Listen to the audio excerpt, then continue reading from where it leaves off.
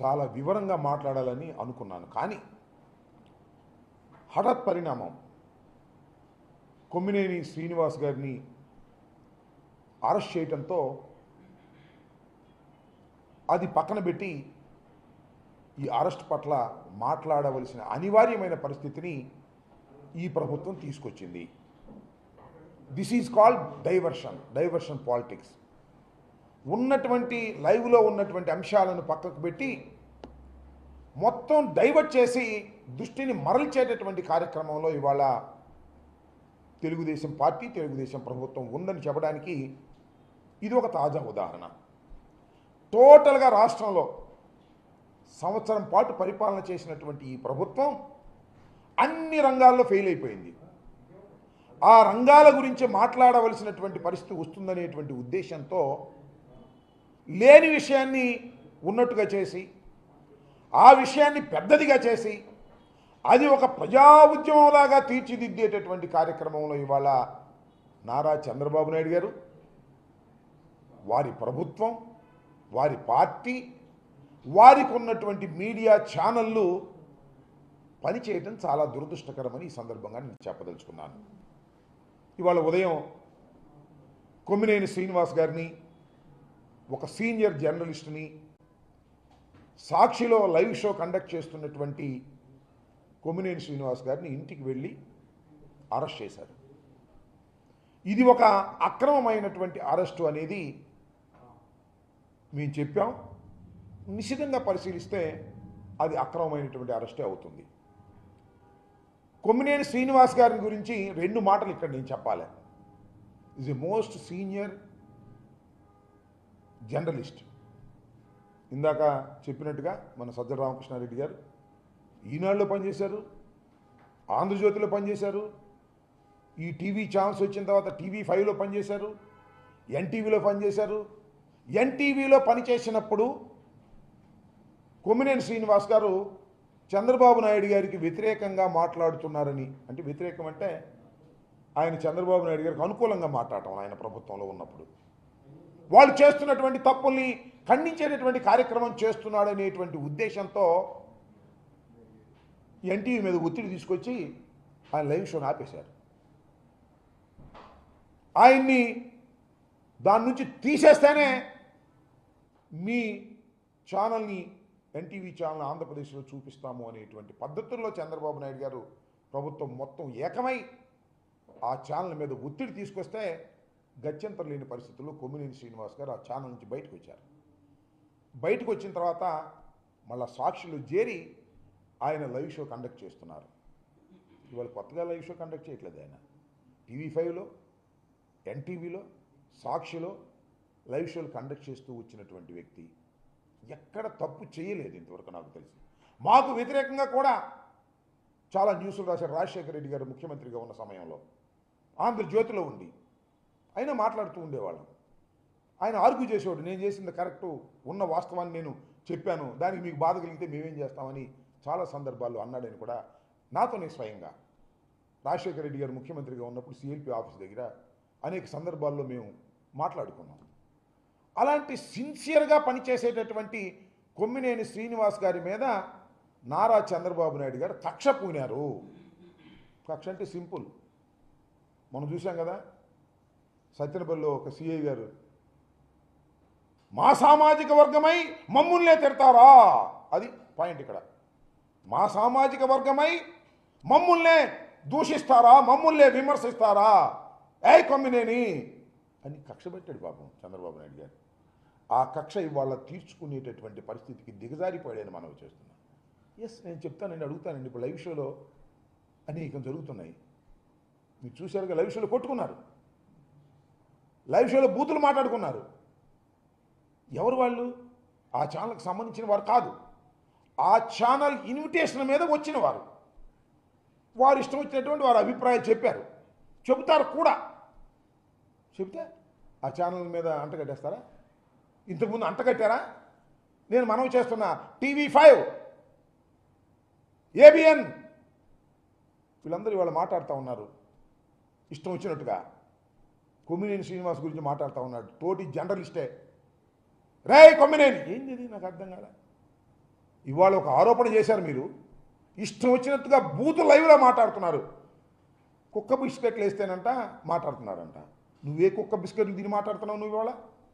ఆ ఏబిఎన్లో, ఆ టీవీ5లో మీరైతే మాట్లాడొచ్చు.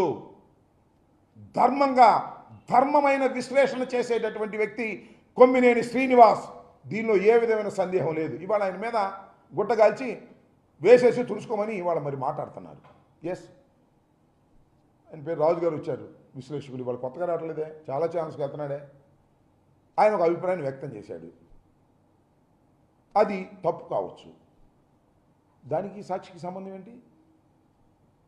ఒక ఇన్విటేషన్ మీద వచ్చినటువంటి ఒక విశ్లేషకుడు కానివ్వండి, లేదా ఒక జర్నలిస్ట్ కానివ్వండి, తన అభిప్రాయాన్ని చెప్పినప్పుడు ఆ అభిప్రాయం తప్పైనప్పుడు ఆయన అభిప్రాయానికి బాధ్యులై ఉండాలి తప్ప కొమ్మినేని శ్రీనివాస్ గారికి ఏం సంబంధం, సాక్షికి ఏం సంబంధం? ఆలోచించమని మనం చేస్తున్నాం. అంటే నీ కొమ్మినేని శ్రీనివాస్ గారి మీద కక్ష ఉంది కాబట్టి, సాక్షి మీద కక్ష ఉంది కాబట్టి దేశంలో ఉన్నటువంటి మీడియాలన్నీ మేనేజ్ చేయగలను, కానీ రాజశేఖర రెడ్డి గారు పెట్టినటువంటి సాక్షిని మాత్రం నేను మేనేజ్ చేయలేను కాబట్టి సాక్షి మీద బురద జల్లే కార్యక్రమం,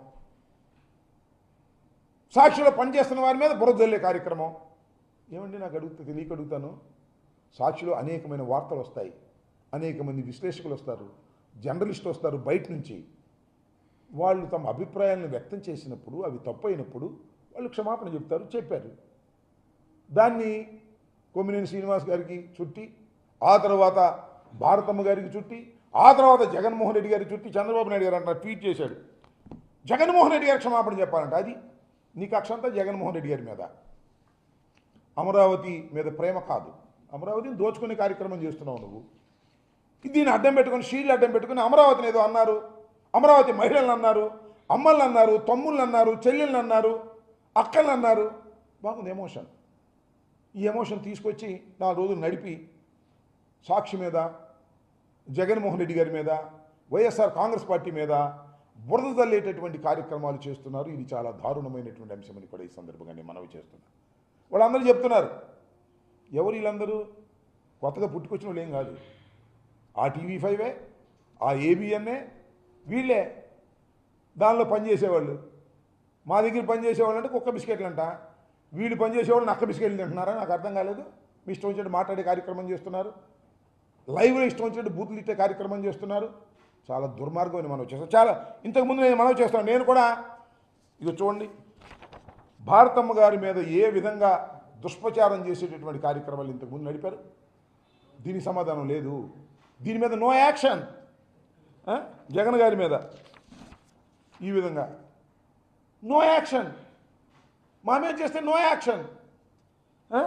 టీవీ5 7 ఈయనెవరు, చాలా ఇంతకుముందు కూడా నేను చాలా సందర్భాల్లో చెప్పాను. ఈ రకంగా మా మీద క్షణం కూడా ఖాళీ లేకోకుండా దాడులు చేస్తారు మీడియా ద్వారా. నేను స్వయంగా వెళ్ళి కిరా కార్పి, సీమరాజు, వాళ్ళు ఏం మాట్లాడుతున్నారు చూశారా మీరు? ఎన్ని బూతులు మాట్లాడతారు.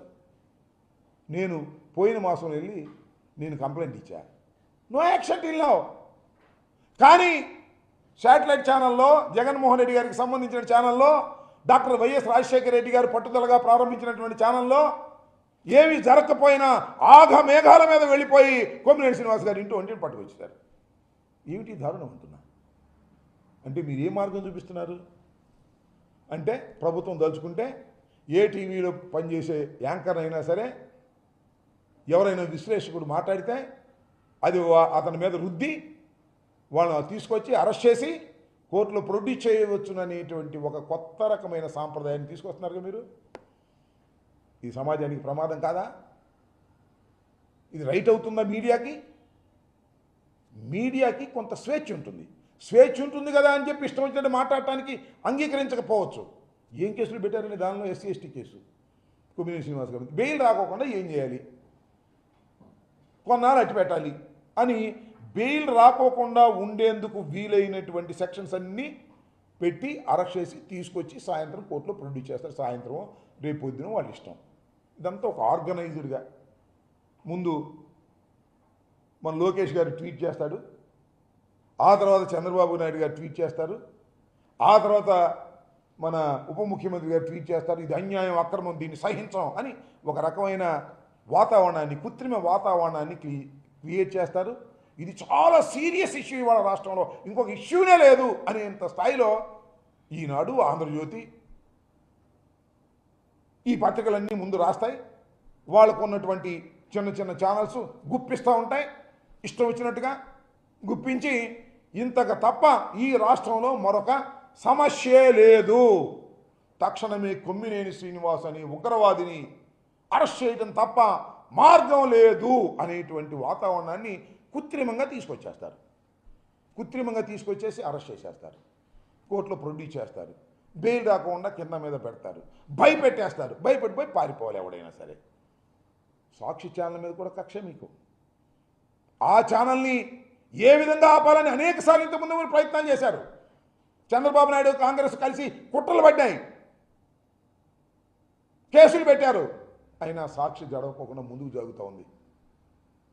రాజశేఖర రెడ్డి గారు చనిపోయిన తర్వాత, జగన్మోహన్ రెడ్డి గారు రాజకీయాల్లో నిమగ్నమైపోయిన తర్వాత, జగన్మోహన్ రెడ్డి గారు సతీమణి భారతమ్మ గారు దాన్ని ఆర్గనైజ్ చేసుకుంటున్నారు. భారతమ్మ గారు మీద పడతారు, భారతమ్మ క్షమాపణ చెప్పాలంటారు, జగన్మోహన్ రెడ్డి గారు క్షమాపణ చెప్పాలంటే సాక్షాత్తు చంద్రబాబు నాయుడు గారు అంటున్నాడు క్షమాపణ చెప్పాలని. కొన్ని వందల డిబేట్లు జరుగుతూ ఉంటాయి ప్రతి ఛానల్లో కూడా. ఆ వందల డిబేట్లు జరుగుతూ ఉన్నప్పుడు డిబేట్కు ఆహ్వానించబడినటువంటి ఒక విశ్లేషకుడు లేకపోతే మరొకరో మాట్లాడుకుంటేనో, కొట్టుకుంటేనో, చెప్పులతో లేకపోతే తోసుకుంటేనో, వాళ్ళు ఇష్టం వచ్చిన బూతులు తిట్టుకుంటేనో ఆ ఛానల్ని బలి చేస్తారా? అలా బలి చేసేటటువంటి ఒక సాంప్రదాయాన్ని మీరు తీసుకొచ్చారు కదా, కాసుకోండి. ఇక మనం చేసుకున్నా సాక్షి మీదకి వెళ్ళి దాడి చేస్తారా? ఓ 10 మంది లేడీస్ని తీసుకెళ్ళి సాక్షి మీదకి వెళ్ళి కోడిగుడ్లు వేసే కార్యక్రమం. ఇలాంటివన్నీ కూడా సమాజంలో మీరు ఎక్కడికి పోతున్నారో ఆలోచించుకోవాల్సిన అవసరం ఉందని మనం ఎప్పుడు. మీ రోజులు కావివి, రోజులు మారతాయి. అనేక మంది ఛానల్స్లో పెట్టి, మీరు యూట్యూబ్ ఛానల్స్ పెట్టి ఆ కిరా కార్పీని, ఆ సీమరాజుని పెట్టి తిట్టిస్తున్నారు. వాళ్ళ మీద కంప్లైంట్స్ ఇస్తేనేమో పోలీసు వారు కేసు రిజిస్టర్ చేస్తే ఊరుకోరు లోకేష్ గారు. ఏమిటి అన్యాయం అంటున్నా? 10 మందిని పోగు చేసి, గందరగోళం చేసి, దౌర్జన్యం చేసేటటువంటి కార్యక్రమాలు మీరు చేస్తున్నారు. ఒక వరుస ప్రకారం, ఒక పద్ధతి ప్రకారం ముందేమో తెలుగుదేశం పార్టీ నుంచి ట్వీట్ చేస్తారు, తర్వాత నారా లోకేష్ గారు ట్వీట్ చేస్తాడు, తర్వాత చంద్రబాబు నాయుడు గారు ట్వీట్ చేస్తారు, తర్వాత ఏమో పవన్ కళ్యాణ్ గారు ట్వీట్ చేస్తారు. హైప్ చేసుకుంటూ రావడం అనమాట. హైప్ చేసుకుంటూ వచ్చి వెళ్ళి కొమ్మినేని శ్రీనివాస్ గారిని వెళ్ళి పట్టుకొచ్చేస్తారు. 70 ఏళ్ల వయసు కలిగినటువంటి కొమ్మినేని శ్రీనివాస్ గారు ఈజ్ నాట్ ఏ క్రిమినల్, ఒక జర్నలిస్టు. ఆయన ఏదో అన్నాడని ఆయన వాళ్ళని నివారించడానికి ప్రయత్నం చేసిన సందర్భం కూడా మనకు కనిపిస్తుంది. ఒక విశ్లేషకుడిని లేదా ఒక జర్నలిస్టుని మనం డిబేట్కి పిలుస్తాం, వాళ్ళు కాఫీ ఇస్తాం. మాకైతే టిఫిన్లో పెట్టేవాళ్ళు TV5లో పిలిచి, నాకు బాగా గుర్తు. టిఫిన్లు పెట్టి కూర్చోబెట్టి గౌరవించి మా చేత డిబేట్లో పాల్గొనేట్టు చేసేవాళ్ళు. మేము మాట్లాడేవాళ్ళం. మేము మాట్లాడిన దానికి వాళ్ళు బాధ్యులా? What is this? దుర్మార్గంగా ఇవాళ వ్యవహరిస్తున్నారు తెలుగుదేశం ప్రభుత్వం. తెలుగుదేశం ప్రభుత్వమే కాదు, తెలుగుదేశానికి అండగా ఉండి పనిచేస్తున్నటువంటి ఛానల్స్ కూడా దుర్మార్గంగా మాట్లాడుతూ ఉన్నాయి, దుర్మార్గంగా ప్రవర్తిస్తూ ఉన్నాయి. ఇదంతా కూడా పచ్చి దగ అనేటువంటి కార్యక్రమంలోకి మీరు తీసుకువెళ్తున్నారు. చాలా ఉన్నాయండి ఈ రాష్ట్రంలో చేయాల్సిన పనులు. ఏ ఒక్క పని చేయకోకుండా టోటల్గా డైవర్ట్ చేసేటటువంటి కార్యక్రమం. వాళ్ళు ఎన్ని ఇష్యూస్ ఉన్నాయి వాళ్ళ రాష్ట్రంలో, ఇన్ని చోట్ల ఆర్డర్ ఫెయిల్ అయిపోయింది, ఇన్ని చోట్ల దారుణాలు జరుగుతూ ఉన్నాయి, ఇన్ని చోట్ల కేసులు పెడుతున్నారు, వాటి గురించి పట్టించుకోరు. కొమ్మినేని శ్రీనివాస్ అరెస్టే ఈ రాష్ట్రానికి ప్రధానమైనది తప్ప రెండోది లేదు అని డైవర్ట్ చేసేటటువంటి పాలిటిక్స్ చేస్తున్నారు నారా చంద్రబాబు నాయుడు గారు, వాళ్ళ అబ్బాయి లోకేష్ గారు. ఇది సరైనటువంటి విధానం కాదని ముఖ్యంగా నేను రాష్ట్ర ప్రజానీకానికి, ఇవాళ రాష్ట్ర ప్రజానీకానికి ఇన్ని గొంతుల్లో మా గొంతు వినపడకపోవచ్చు. అయ్యో సామె చెప్తారే, నిజం. హిట్ టీవీ యాప్, ఇందులో short news, live news, entertainment shows, movies, digital magazines తో పాటు మీ జిల్లా వార్తలను కూడా ఫ్రీగా చూడొచ్చు. ఇంకెందుకు ఆలస్యం, వెంటనే హిట్ టీవీ యాప్ ని డౌన్లోడ్ చేసుకుని ఫ్రీగా ఎంటర్టైన్మెంట్ పొందండి. Hit TV app, hit TV app, please download hit TV app. Hit TV app ని ఫ్రీగా డౌన్లోడ్ చేసుకుని ఎంజాయ్ చేయండి. మీకు నచ్చిన ఎంటర్టైన్మెంట్ కోసం హిట్ టీవీ యాప్ ని ఫ్రీగా డౌన్లోడ్ చేసుకుని ఎంజాయ్ చేయండి. హిట్ టీవీ యాప్ని డౌన్లోడ్ చేసుకుని ఆస్వాదించండి, ఆశీర్వదించండి. ఇంతమంది సెలబ్రిటీలు హిట్ టీవీ యాప్ ని డౌన్లోడ్ చేసుకోండి అని చెప్తున్నారంటే ఎంత మంచి యాప్ ఆలోచించండి. అమెరికా అమెరికా అమెరికా అమెరికాలో చదవాలనుకునే వాళ్ళకి విశ్వసనీయమైన పేరు మన శౌర్య consultancy. UK Law 1 Year Masters. UK Law 1 Year Masters. 2 years work permit up to 5 years visa. Contact Saurya Consultancy. Contact 89851 89851.